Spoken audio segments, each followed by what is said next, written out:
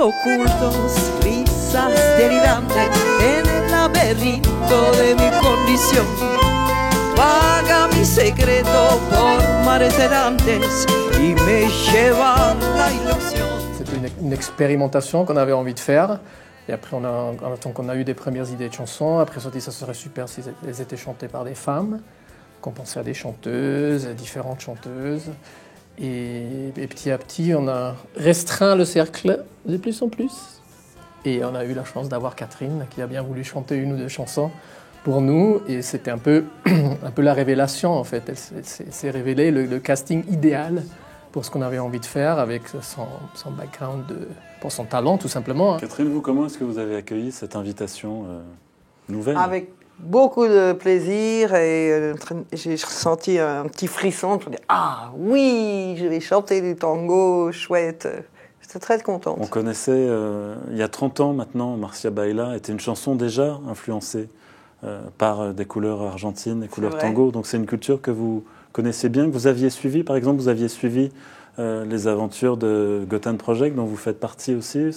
C'est une musique sur laquelle vous avez veillé pendant des années. Vous avez continué de vous y intéresser?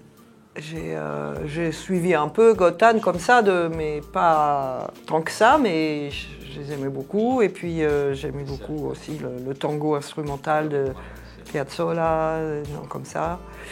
Je dis des gens comme ça parce qu'il y en a quelques autres, mais bon, Piazzolla c'est quand même le plus... C'est le top.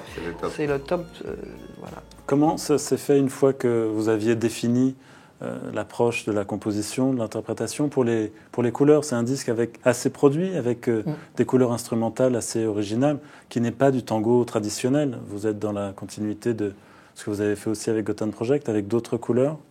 Carrément, oui, on a voulu cette fois-ci un peu s'éloigner aussi de l'univers électronique, et on a eu la chance de retravailler avec Gustavo Beitelmann, qui nous a fait des arrangements d'orchestre tango et de cordes, et c'est vrai qu'il a apporté beaucoup aussi dans la couleur de l'album qui est assez acoustique quand même, avec un batteur, ce qui était une nouveauté pour nous par rapport à Gotan. On avait envie de travailler avec vraiment une section rythmique, basse, batterie, et trouver ce type de groove aussi. Les rythmes, du coup on a un peu changé les rythmes, c'est des rythmes plus pop-rock ou jazz, ou aussi la soul par exemple, on s'est inspiré de ça.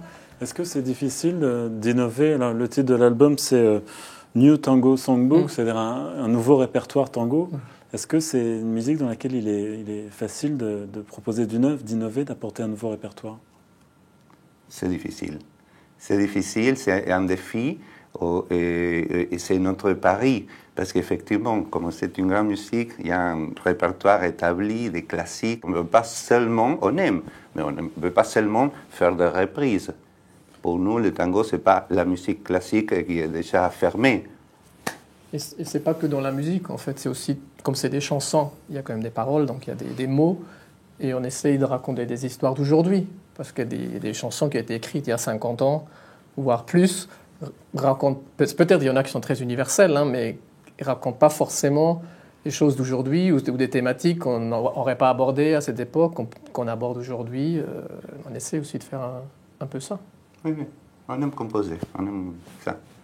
Alors, à peine le disque sorti, vous étiez sur les routes, vous avez commencé avec le Printemps de Bourges. Là, cet été, vous allez jouer énormément. C'était prévu aussi dès le départ, la mission, c'était de partir, défendre ce répertoire sur scène, d'aller jouer partout. Assez vite, on s'est dit, oui, ça serait super de jouer cette musique sur scène. Et c'est là qu'on a en fait commencé à parler plus, si elle chantait plus de chansons, parce que c'est pas non plus évident d'amener une douzaine de chanteuses sur la route. Je crois même que ça doit être assez cauchemardesque. J'ai même pas l'impression que le répertoire est attaqué et qu'il faut le défendre. Il faut simplement, on monte sur scène et on chante ces chansons pour les gens et ça a l'air de leur plaire. Donc moi, j'adore ça, faire ça, oui. J'aurais pas aimé faire juste que le disque, ça c'est sûr. Sinon, j'aurais fait une ou deux chansons. Très bien, on ne nous attaque pas. Personne ne nous attaque. Les gens, ils sont là et ils s'écoutent.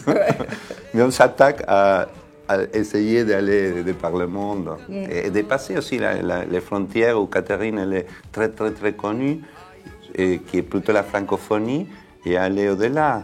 Et le tango, c'est aussi, disons, les véhicules qui peuvent nous amener. Donc là, vous avez prévu une année de tour du monde. En gros, vous êtes tous les trois disponibles. Vous avez libéré vos agendas pour vraiment vous consacrer à Plaza Francia pour l'année qui Écoutez, vient. on peut faire un peu les deux parce qu'on ne va pas faire une tournée non-stop. Donc je pense qu'il y aura des moments de creux où on pourra faire d'autres choses. Mais oui, principalement ça, oui. Mais avec des Principalement, périodes. Il y a des Plaza périodes. Francia, principalement. Plaza Francia. Plaza Francia. Plaza Francia. Merci beaucoup à tous les trois. À bientôt. Merci.